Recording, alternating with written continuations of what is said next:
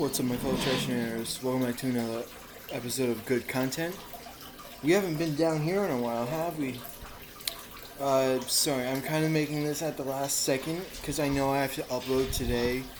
But, Fortnite's doing that movie night thing, and I'm watching it right now. I'm watching Inception because, I live in the United States.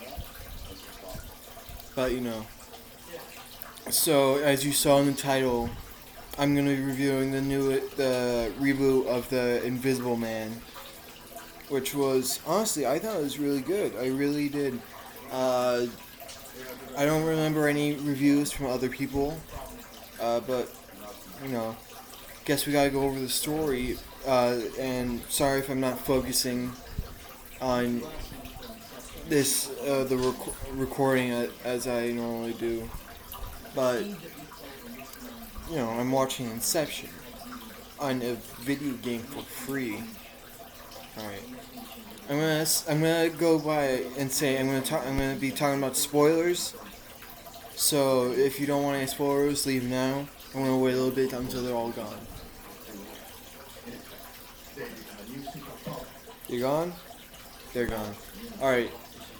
So the story of the new Invisible Man starts out with this girl, who I think her name is Paige, I can't remember, who's an architect, who is in an abusive relationship with a scientist who deals with, cameras and stuff, like optics, I think it's called.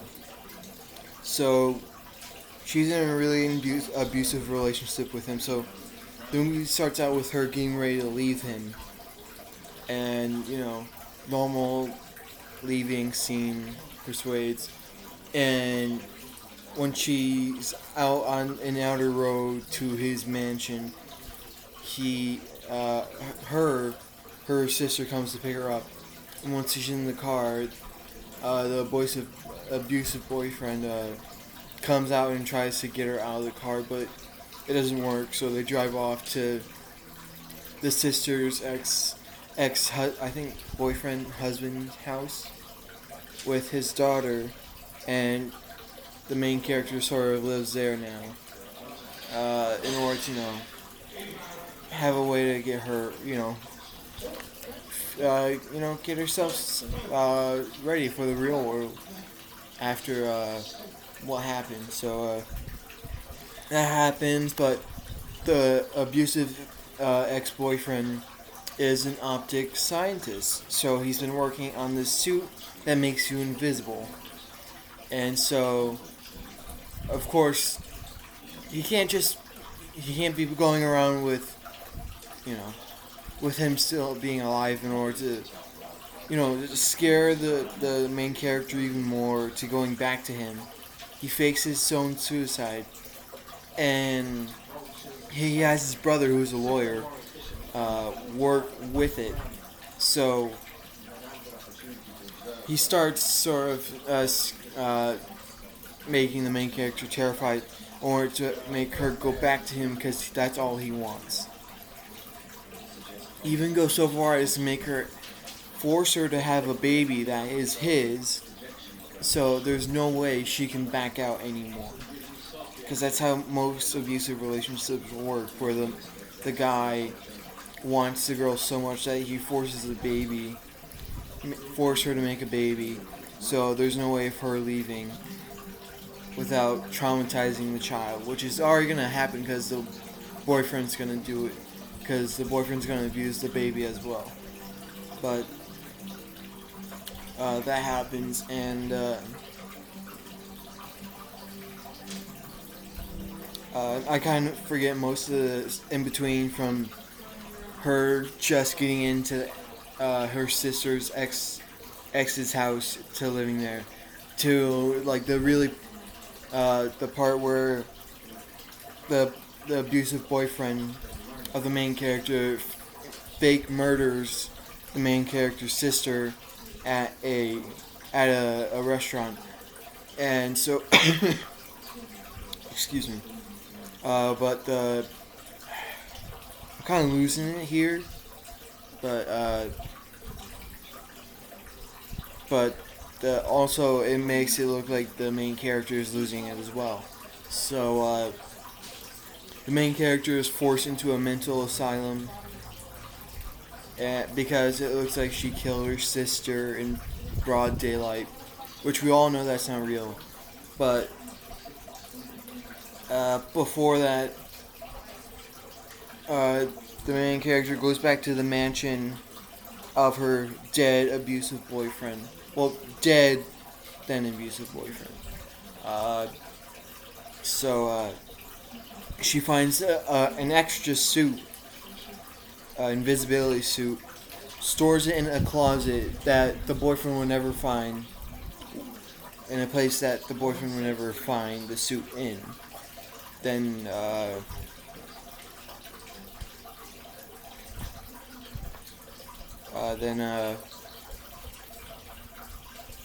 okay, so then after the main character is put in an insane asylum for supposedly killing her sister,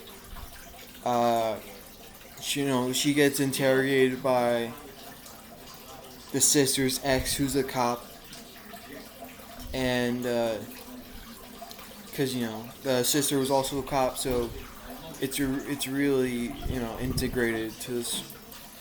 It's convenient, I guess, but she gets interrogated by the ex, and then she gets interrogated by the abusive boyfriend's brother, who's a lawyer, and since the boyfriend killed himself, he all the money that he had, which because he's like a millionaire, all goes to the main character, and she gave like I think it was like $100,000 to the sister's ex kid, his daughter, and so she can go to college because she's at that age where she's already knows what college she wants to go in, and the only thing like stopping her is having the money,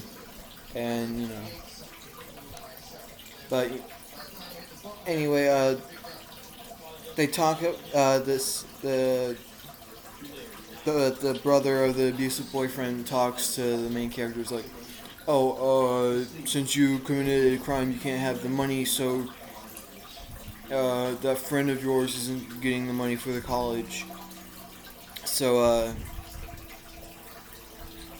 unless, because I'm really going back and forth because I'm not really remembering scenes, but then I remember them later. But before that scene of talking about the money, the main character finds out she's pregnant with the abusive boyfriend's child, and so the brother's like, if you want the money back, you have to go back to the boyfriend and have the kid, because the boyfriend faked his death. But she refuses because she doesn't want to have the baby because she doesn't want to stay with him. But at this point, no one else knows the abusive boyfriend's still alive. So she refuses. Then she steals a calligraphy pen from the boyfriend and hides it in her shower so she can use it to fake commit suicide by jabbing it into her wrist and going down like a foot down her wrist, which was graphic. But because she knows the boyfriend's there, and well, not the boyfriend. I forgot that because this movie's kind of confusing. But it's not confusing in the sense that you don't really understand what's going on. You can clearly understand what's going on, but the story is confusing. Well, it's messed up, I should say. It's a little messed up because the boyfriend might be doing this, but he might not, because the ending. It's the boyfriend's brother that's in the suit making this all happen. But we find out the boyfriend is alive, which, of course, why wouldn't he be dead? Why would he be dead? But it's weird because everyone thinks everyone knows the boyfriend thinks the boyfriend did all of this, but the boyfriend's like, oh no. He's like, nah, my brother did it all because he was in the suit and I was locked in my basement. But everyone knows it had to be the boyfriend. But it's set up to make you think that the boyfriend was was a good guy, a really aggressive good guy, but it just doesn't make sense. But whatever. We find out the brother's in the suit and that he's the one who's been attacking the main character, and the main character fakes him into revealing himself when she tries to killing herself in the shower. She quickly takes the pen out of her arm, stabs it in his shoulder. But, whatever. Gotta get bad guys to do bad things. Then the whole thing goes where... Alright, here's what I hate. Okay, so after that, after the main character attacks the boyfriend's brother,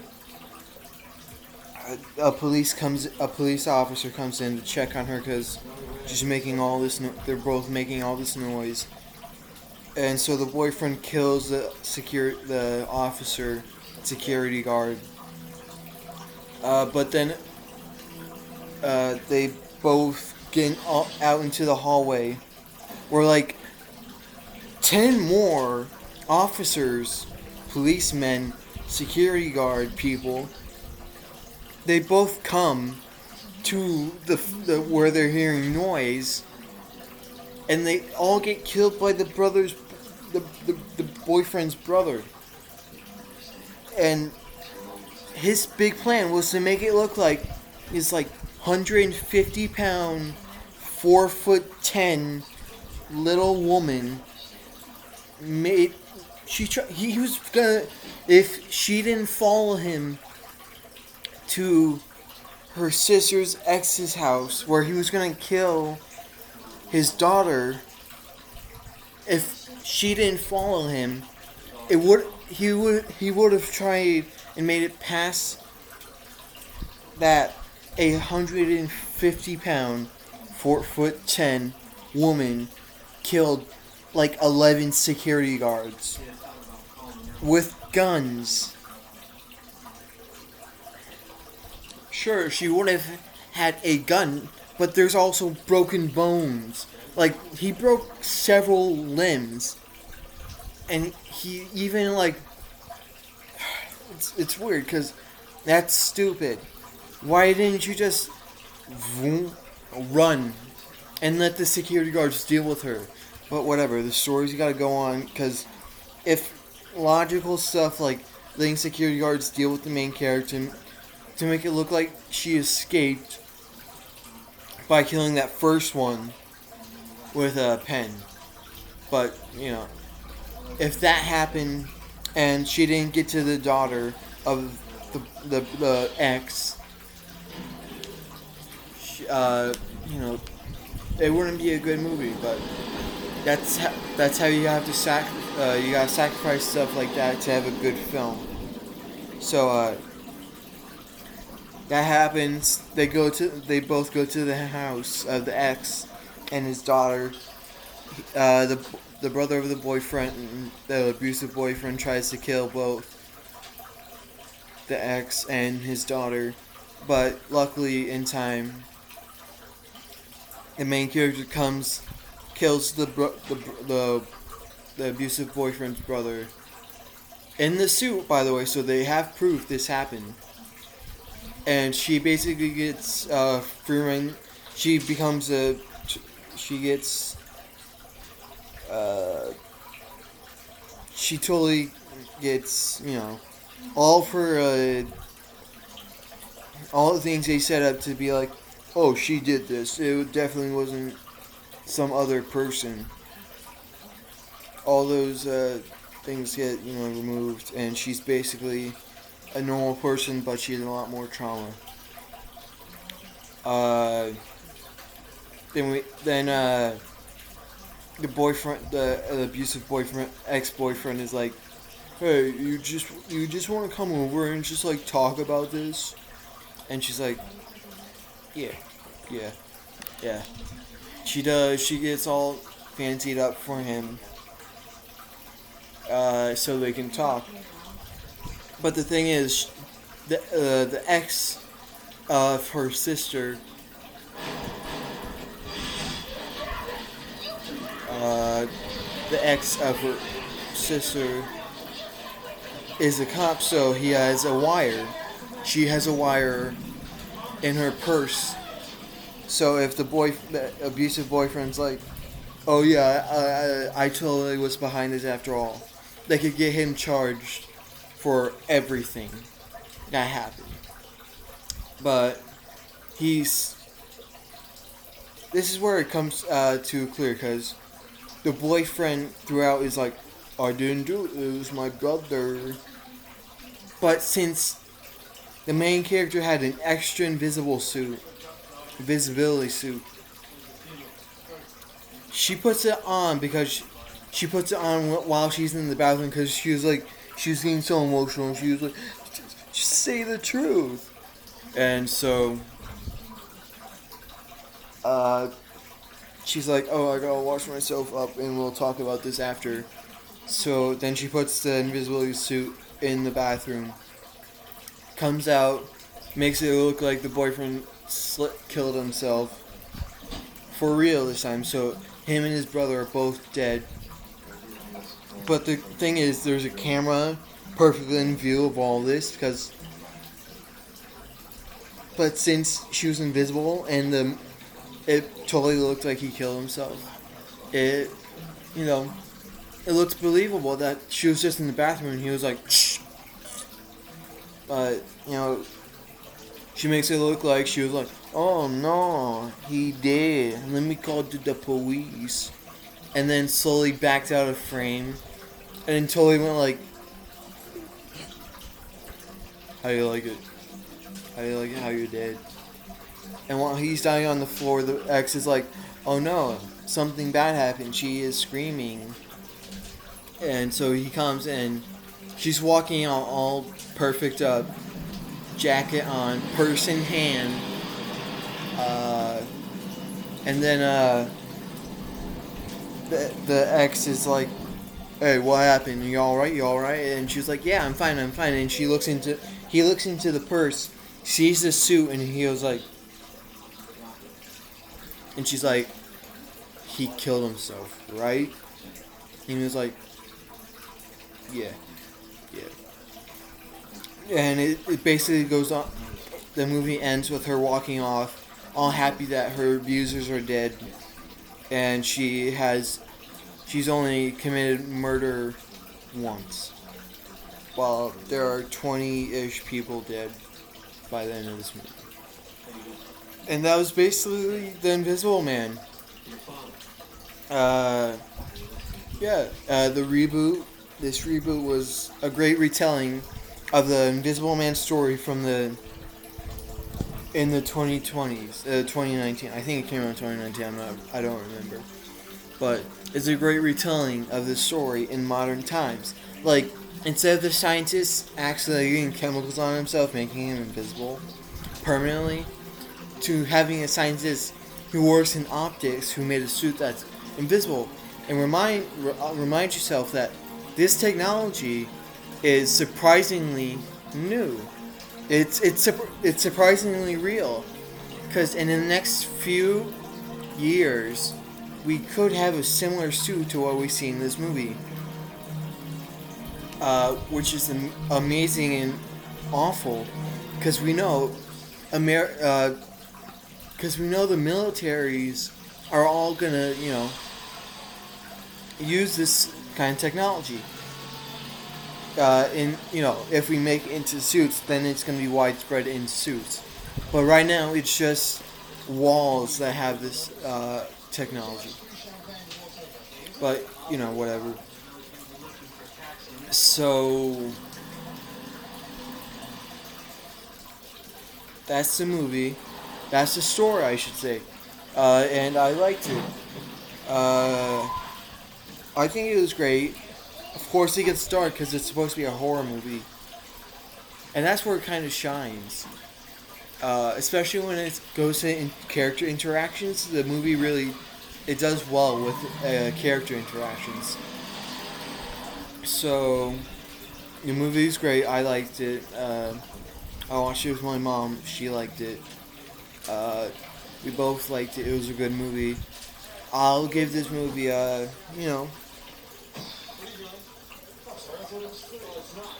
give it because this whole series is about what I think is good content. So I'm obviously gonna have a higher rated stuff. I'm gonna give this an 8 out of 10.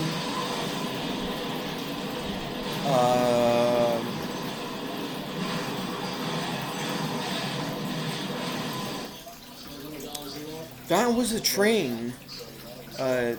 You know. But 8 out of 10, good movie. You should watch it, really. If you're into horror or you just like realistic portrayals, realistically portrayed movies, then go watch it. It's good. So, end of video talk time. Honestly, I'm sorry if it gets loud at the end because it's getting